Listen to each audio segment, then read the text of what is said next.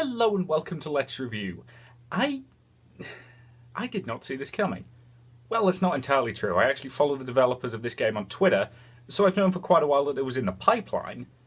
But upon its announcement, my reaction was a very definite, huh. Honestly, the whole thing kind of feels like somebody's AU fanfiction, but hey, as somebody who quite likes reading fanfiction, as someone who once got drunk and wrote some fanfiction, as someone who on several occasions has gotten drunk and written fanfiction, I don't actually have a problem with that. So, the question now becomes, does Sunrider Academy hold up as a game in its own right? Well, to answer that, we start as always with the gameplay.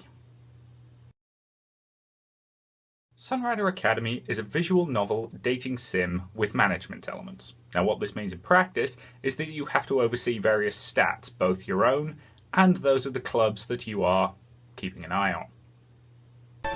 This is the main gameplay map of Sunrider Academy. From here we can do a number of things. So for example, if we wanted, we could go home or go to the Rivian Shrine or somewhere similar. Much of this game revolves around managing these statistics, so your fitness, intelligence, charisma, your stress, your money, your luck, your grades, your prestige, and the amount of homework you have. Now various things will do different things, so for example if we needed money we could do a temp job at one of several locations. I've found that the Science Centre pays best. However, if we choose to spend a little bit of our money and visit the Science Centre, we will sometimes bump into another person. Now from here we can perform one of these things which are fairly standard. You won't see much difference in the thing. So she liked the fact that we picked classwork. And you'll notice I gained additional intelligence and lost some stress. Now the cycle of the day in Sunrider Academy is based on it's based on base 10 mathematics, frankly, which is kind of logical, but anyway. I prefer base 12, but that's just me being a nerd. And you need to sleep for a minimum of 4 hours a day. Now that will reduce your stress, and it'll sometimes do things like that and reduce other stats as well. Now, during weekdays, if I quickly bring up the menu, you have a number of days each week. So you have days 1 through 4, when you have to go to school, day 5, which you get off, days 6 through 8, when again you have to go to school, and days 9 and 10, which are effectively the weekend which you have off. And again, the months are split up like so. There are numerous events that'll turn up at each point. So for example, we just passed a swim meet, and there is a kendo tournament on the Saturday, or day 9 I should say, of this month. You will also, of course, get various events. So each day basically goes the same. You then have a number of options. So I am going to go to the library and do some homework, which increases my stress but reduces the amount of homework I have to do. Class will happen automatically on the days when you have to go to school. Now here is where we actually manage our various clubs. So if I go to the thing, we can once again see that we have a kendo tournament coming up. The kendo club meet in the gym, and if I go to the club stats, I can see that the kendo club currently has 11 members, a readiness rating of 62, and a morale of 56. So given that they have an event coming up, it seems logical to me to increase their readiness for that. So I will oversee their practice. That was successful, so we've gained some readiness, but we've also gained a little bit of stress. Now that club activities are over for the day, we are basically back to the position we were in yesterday. So this time I'm going to go and do some shopping, which allows me to buy various things. So this will reduce my stress, and these things will increase the readiness of the various clubs, and there are 4 levels of those, each of which will grant a fairly significant bonus to readiness. I can also visit the shrine and buy some charms there, which will allow me to do various things. Now as you can see, I don't have a massive amount of money at the moment, so instead I am going to perform a temp job at the Science Centre, which I failed at, so I've gained some money, but I've gained a lot of stress. And once again, we now go to sleep. However, that was a pretty good sleep because we only lost a single point of intelligence. Once again, we repeat the cycle. We go to school, We decide where to eat lunch, so this time I'm going to go to the classroom and eat lunch there because that reduces my stress slightly. And I could, for example, raise the morale in the gym. The process is identical for all three clubs, though the science club does have slightly different things stated. So instead, we oversee research. In order to raise their morale, we bake pastries, which is quite cute. If I wanted, I could also report my progress to the student council, which will raise my charisma. In the evening, I could also do some homework, or I could go to home and get some intel from Murray, who will show exactly how much affection each of the 4 love interests have for you. Now, it is entirely possible to get maximum affection from all 4 people. In fact, there is an achievement for doing so, which is pretty easy to get. And that doesn't take up any time, nor does actually going shopping. Instead, I am going to take a stroll in the park, which will increase my fitness and de-stress me slightly. But again, I bumped into Ava. You won't bump into any of the girls who you have maxed out your affection with, which means that by the end of the game, the only one you'll start bumping into regularly is Murray, because she doesn't have her own affection bar since she is your sister. And that has raised Ava's affection with me ever so slightly. And once again, we sleep. Now today is mid-break, so we have the day off. So again, we basically have a couple of hours free. Then extracurricular clubs will go into session, where we'll have 2 hours to continue with our clubs. But fundamentally, that is it for the gameplay. The tournaments are all decided based on the stats available. So assuming you've prepared your club sufficiently, you will do well in the tournaments, and doing well in the tournaments earns you prestige. The exams, which are at the end of each month, and there are also special exams at the end of each term, which is a 3-day section here, and those are all decided based on your intelligence rating. But fundamentally, that is it for the gameplay. You can also buy a number of things which will increase things like charisma, or as I've already stated, you can buy things to increase the readiness of various clubs.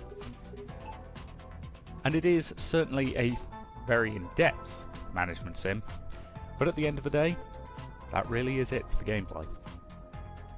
The gameplay is pretty good for what it is. I'll be honest, management games aren't really my thing. I don't hate them or anything, they just don't set my world on fire. But from what I can tell, this is at least a pretty well-made management game, although I'll admit it would be nice to know whether our stats are good rather than just having to rely on guesswork. Overall, the gameplay is pretty solid, but let's be honest, it's not really the reason why I was playing this game. No, that reason was for the story and for the characters. Sunrider Academy takes various characters that we know from the main Sunrider game and places them in an alternate universe where they all meet at the prestigious Sunrider Academy. Ah, the high school AU. Are you sure you're not reviewing fanfiction? No, I mean, it's got a budget. It was made by the original Sunrider devs, though I suppose technically they could be fans of their own work, which would make it fanfiction. Whatever. It's quickly established that Kato Shields, our former space captain, is now a student at Sunrider Academy, and in fact has recently become the vice president of the student council, with former first officer Ava as the president of the council. Was something similar not established as part of the main game's backstory? Yes, it was, but this is where this universe starts to split off and do its own thing. Here, Kato is placed in charge of 3 problem clubs: the Kendo Club, as run by Asaga, the Science Club, as run by Chigara, and the Swim Club, as run by Solar. Should you not establish who these people are for those who have not played the main game? Honestly, no. And the simple reason for that is this game seems to have assumed that you've probably played Sunrider. Now, don't get me wrong, I don't think it's essential to have done so, but I think it definitely does help, especially given all the reference jokes at the beginning of the game. Because holy smokes, are there a lot of reference jokes at the beginning of the game. With that said, though, as someone who enjoys reference-based humour, I actually found quite a lot of them quite amusing, and I don't have a problem with them. But if you haven't played the main Sunrider game yet, I would definitely recommend you do so before trying Sunrider Academy, but since it's free, that shouldn't be a problem. The one downside to that is that if you have done so, you may be a little disappointed with the characters in this game. Is there something wrong with the way that they are presented? Oh, no. Their personalities are completely consistent and they are still quite well written. But they're not all in it. There's no Kriska, there's no Ikari, and there's no Claude. Now, this won't be a problem for new players, but for fans of the main game, it might be a little disappointing, and I would have liked to see them turn up in some capacity. I spotted one minor reference to Claude, and that was it. And to be honest, even if they weren't romanceable, I'd still have liked them to be in there. You say that, but you know as well as I do that if they had done that, people would be complaining about not being able to romance them. Yeah, I suppose that's true. I mean, the sheer number of people I've seen asking for a Murray romance route boggles the mind. I thought Murray was the player character's sister. Oh, she is? Huh. People are strange. Absolutely. Don't get me wrong, I like Murray. She's adorable. But that doesn't mean that I want to have sex with her. If raw cuteness was that attractive, I'd be trying to shag Fleet Admiral. Who? Kato's dog. He's absolutely adorable, especially when you take him on walks. Not you. Look, I'll take you for a walk when we're done here, okay? Sorry about him. I'm sure any dog owners out there will know what they're like whenever you mention the W word. The game presents you with 4 romance paths, and more importantly to me, it gives you the chance to get to know each of the girls before you actually select which one you're going to try and romance. Well, that just seems like common sense, surely. You would think so, but honestly, you'd be amazed by the number of games that completely fail to do that. I really like the fact that this game gives you plenty of time to get to know each of the girls and their personalities before you pick which one you have to romance. And the other characters don't just disappear once you start that romance track. They continue to appear both in the main plot and in the romance subtracks, which I do genuinely like. I also like the fact that this game's plot isn't that predictable. It throws in a few interesting curveballs based around its science fiction setting, which I'm not going to spoil for you, but I'm really glad that they make use of that sci-fi setting. Ah, so they do make use of the availability of advanced technology, do they? Oh, yes, they do. But again, I'm not going to say anything for the sake of avoiding spoilers. Now, to talk about the element of this game that's probably going to be one of the most decisive, the sexual content. Now, I've complained about games that use sexual content in the past, mostly because they use it in an exploitative way. Looking at you, Hunipop and Sakura Spirit. With that said, Sunrider Academy handles it much better, and more importantly, if you don't want that content, you don't have to have it. By default, the Steam version has had the most extreme sexual content cut out, but there is a content restoration patch which will put it back in that's pretty easy to install. Well, assuming you're not an idiot anyway. Yes, we're all aware of the fact that I messed up an installation of a similar patch to Masks of Arcadius. Let's just move on. So, the sexual content here is pretty well handled, I'm not going to deny that. But there are times when it drifts into territory that some will probably consider straight up porn. Now, I don't have a problem with that, but again, some people might, so it was probably worth bringing up. And I will admit that some of the language used during the romance scenes can be a little fluffy for my tastes. You are not trying to imply that they are furries, are you? Would you have a problem if they were? Oh, not at all. It does not appeal to me personally, but I have no problem with those to whom it does. Well, that's something we can agree on, I suppose. What I actually meant was that there are times when the writer seems almost a little embarrassed by what they're writing. It's the use of phrases like womanhood and manhood to refer to genitals, for example. They're euphemisms, and I'll be honest, they're ones that kind of annoy me. Now, that could just be my own personal hang-up, and I'm entirely willing to admit that it may be something that not a lot of people have problems with. Well, given the apparent popularity of a book series notorious for using the phrase inner goddess to refer to the same thing, I suspect most people will be fine. Yeah, I suppose that's true. Overall, I think I can be pretty positive about the writing of Sunrider Academy. The main story, I'll be honest, isn't that interesting, but it's the character interactions that sell the whole thing, and they manage to be funny, cute, sad, and, well, hell, on some occasions, really kind of hot. Overall, I'm happy to say that I can be very positive about the writing and characters of Sunrider Academy. The art of this game is pretty good. I'll say it again, I'm not a massive fan of the way that the sort of classic anime art style draws people, but it works for what it is and I don't have any complaints about it. One thing I do want to draw particular attention to, though, is the backgrounds. The backgrounds for this game are absolutely gorgeous, and I love the little details that go into them.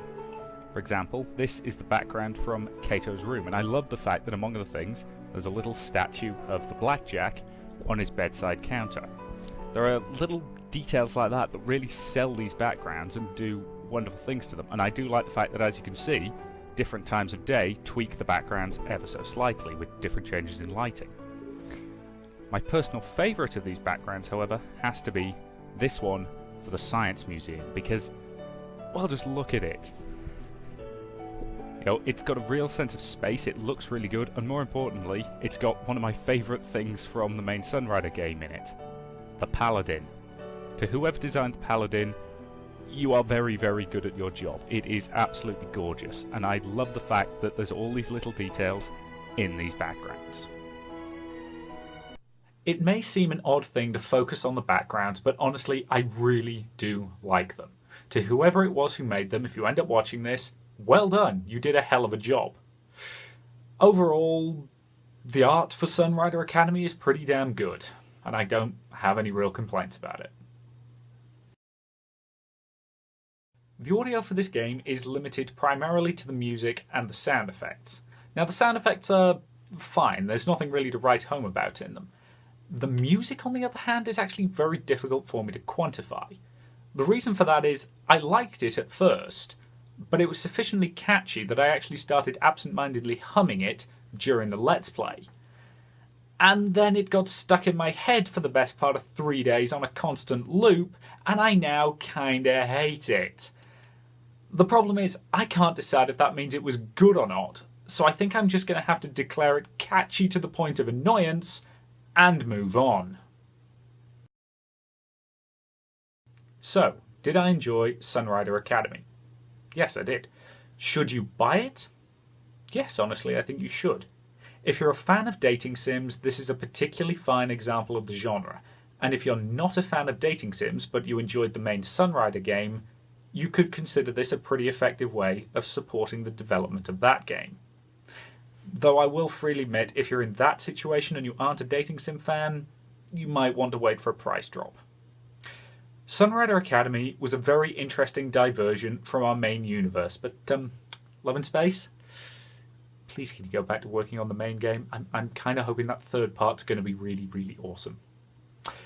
Now, if you'll excuse me, I'd better take Spot for a walk before he goes completely and utterly mental.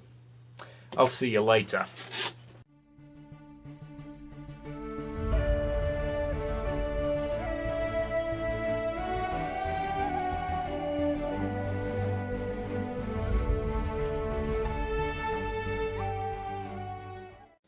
We are running out of time. We have only a few weeks left.